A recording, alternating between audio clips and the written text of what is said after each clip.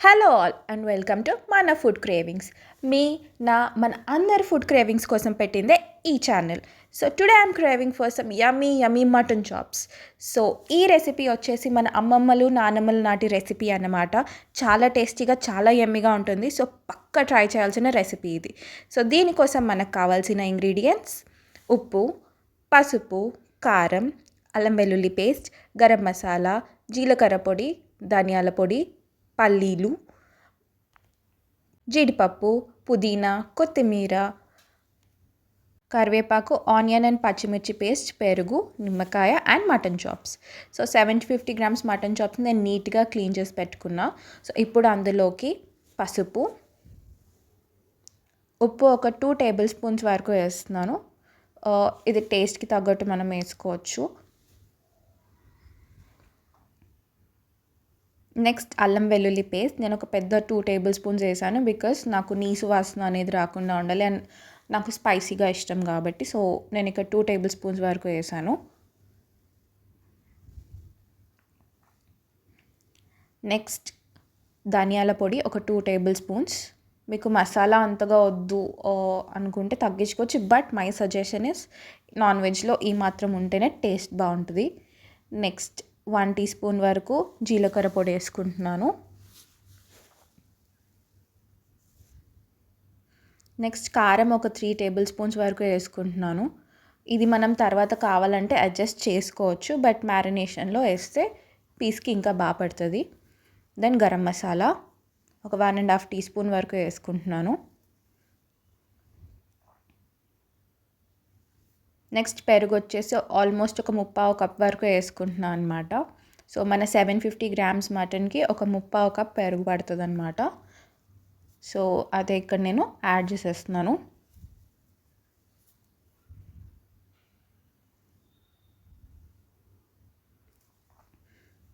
Next నిమ్మకాయ ఒక 1 table spoon అంటే ఒక చెక్క వరకు పిండుతున్నాను అనమాట ఫర్ దట్ పులుపు.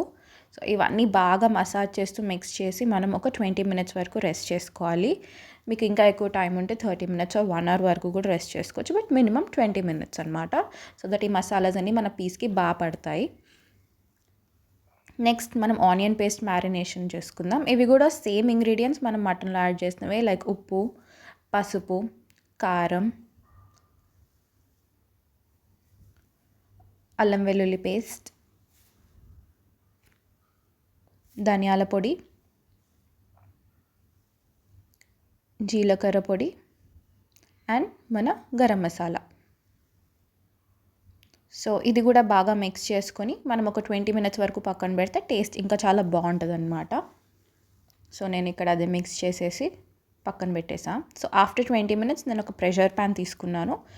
అందులో మనం మ్యారినేట్ చేసుకున్న మటన్ చాప్స్ని యాడ్ చేస్తున్నా. ఆయిల్ అది ఏం వేయట్లేదు, జస్ట్ మనం ఇది ప్రెషర్ కుక్ చేసుకోవడానికి అనమాట.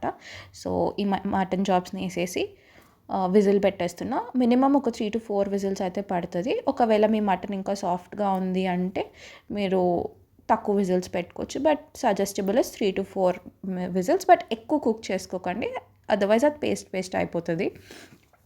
సో మంచిగా 3 to 4 విజిల్స్ వచ్చి స్టీమ్ అంతా పోయాక మనం ఓపెన్ చేసుకొని మళ్ళీ స్టవ్ ఆన్ చేసుకుందాం.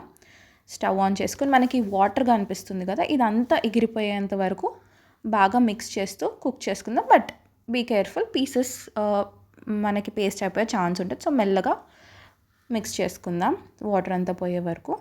సో ఇక్కడ చూస్తే ఆల్మోస్ట్ వాటర్ ఇవాపరేట్ అయిపోయింది. సో ఇప్పుడు నేను ఒక కడాయి పెట్టుకుని అందులో ఆయిల్ వేసుకొని ఈ మటన్ చాప్స్ని బ్యాచెస్ వైజ్గా ఫ్రై చేసుకుంటున్నాను అనమాట. సో మనం ఆల్రెడీ కుక్ చేసుకున్న మటన్ చాప్స్ని ఆయిల్లో మరీ ఎక్కువ డీప్ ఫ్రై ఏం కాదు, షాలో ఫ్రై చేసుకుంటున్నాం. సో కొన్ని మటన్ చాప్స్ ఒక్కొక్క బ్యాచ్లో వేసుకొని ఫ్రై చేసుకుంటే బెటర్, లేకపోతే పీసెస్ ఇరిగిపోయే ఛాన్స్ ఉంటుంది.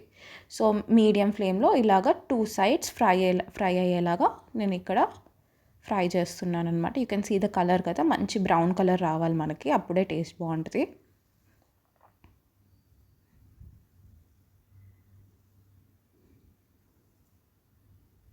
సో ఇట్లా మటన్ పీసెస్ అన్నిటినీ ఫ్రై చేసుకుంటున్నా. మీకు ఆయిల్ బ్లాక్ అవుతుంది అని అనిపిస్తుంది, కానీ అలానే అవుతుంది అనమాట ఆ మసాలా ఫ్రై అవ్వడం వల్ల.